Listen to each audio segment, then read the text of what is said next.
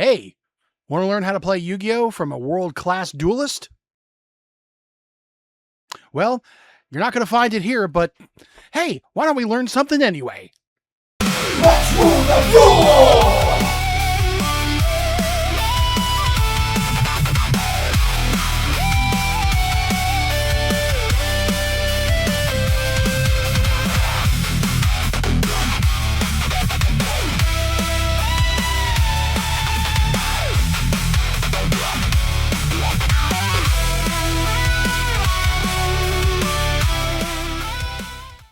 Hey guys, what's going on? This is Aaron, aka Stud Muffin Supreme, and welcome to How to Yu-Gi-Oh!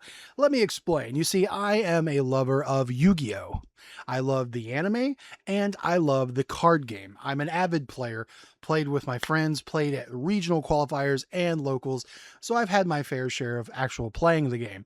So what I wanted to do was kind of give back to the community by trying to help those that may be interested in getting into the game, dipping their toes into this world, and doing my part to help people understand some of the more complicated aspects of this game, because I'm just going to be honest, this game can be overwhelming to anybody nowadays trying to learn it. I know when I got into the game back in 2002, it was a much simpler time. And if I had done it today, tried to get into it now, I don't know if I would have gotten into it, given how all these mechanics work at the same time. I've taken everything I've learned over the years and I've adapted to what is currently the state of the game.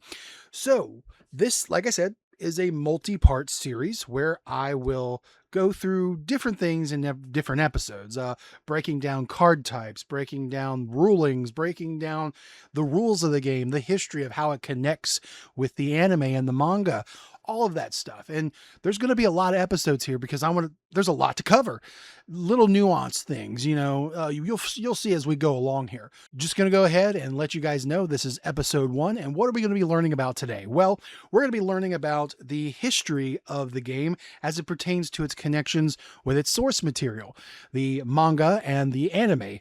And we're going to learn probably the most important thing you want to learn when you're playing Yu-Gi-Oh! How do you win? The win conditions. So we're going to go over all of the win conditions, all the ways you can actually win a game of Yu-Gi-Oh! That's what we're going to do. And there'll be a couple of examples of that. So let's get started.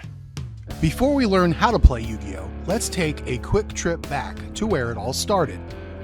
You see, a lot of people think Yu-Gi-Oh! Began as a card game, but that's actually not true. You see, Yu-Gi-Oh! Started as a manga created by Kazuki Takahashi in 1996. The story revolved around Yugi Moto and the mysterious spirit living inside the Millennium Puzzle. Together, they challenged people to dangerous games known as shadow games, where losing could have serious consequences. Eventually, Takahashi introduced a card game within that world called Magic and Wizards, which was inspired by fantasy card games like Magic the Gathering.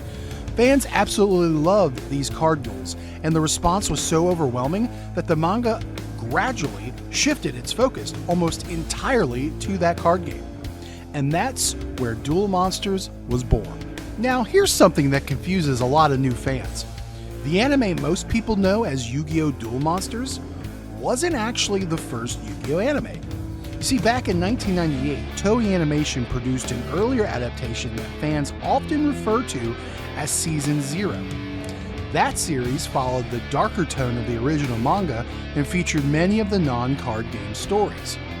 The Duel Monsters anime that most fans recognize today premiered in Japan on April 18, 2000, and later arrived in the United States on September 29, 2001.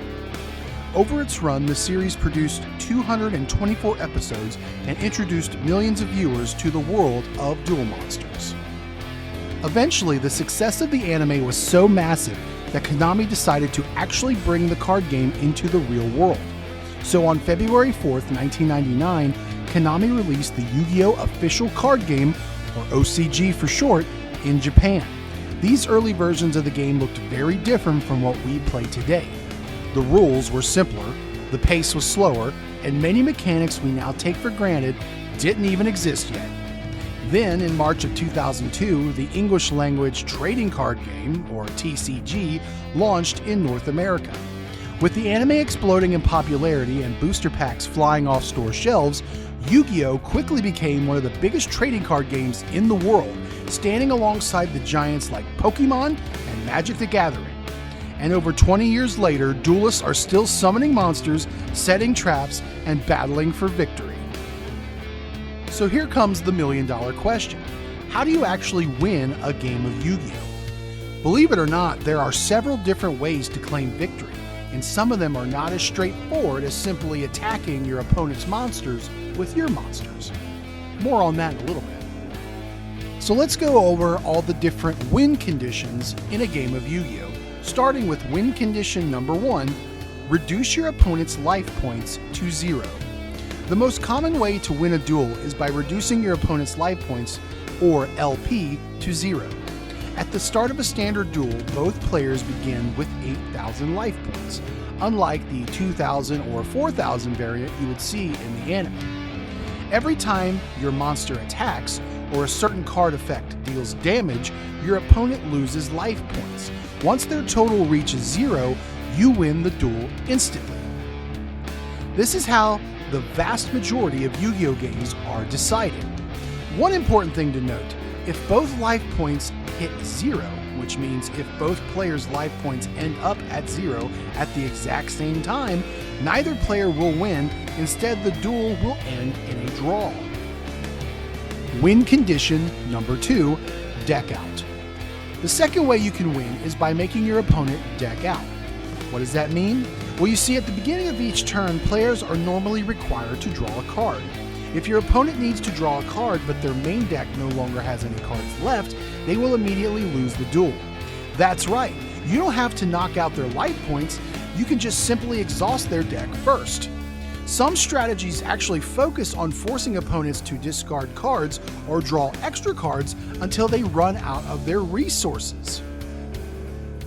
Win condition number 3, alternate win conditions.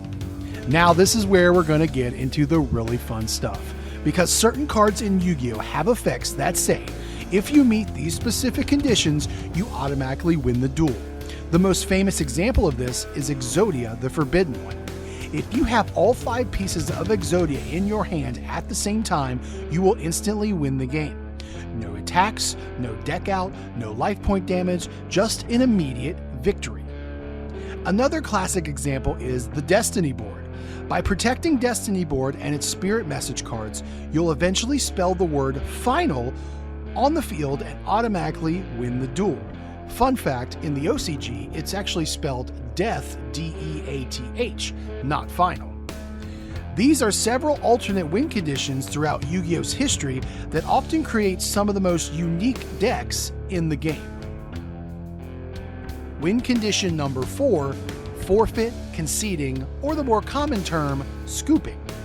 Sometimes the simplest way to win a game of Yu-Gi-Oh! Is to create a situation when your opponent decides they can't come back and defeat you. A player may surrender or forfeit a duel at any time. If they do, the duel immediately ends and their opponent is declared the winner. They can either do this by verbally saying that they concede, or if they want to be more dramatic and go along with the grains of the show, they can simply put their hand over the top of their main deck. This happens quite often in both casual and competitive play when a player knows the game is effectively over. Well guys, that'll about do it on episode 1 of How to Yu-Gi-Oh! Just as a recap, we learned about the introduction of the anime and the manga and how it influenced our current card game. I also went over and talked to you about all of the win conditions. Join me on the next episode as we talk about the next essential component, basically, to the game. What are you going to play the game on? The duel field. Yeah, so join me in the next episode. We'll go over the duel field and all of its incarnations and what we currently have and how it helps the game of Yu-Gi-Oh! Be played. All right, like, comment, and subscribe, and stick around more. I think I'm going to get the hang of this.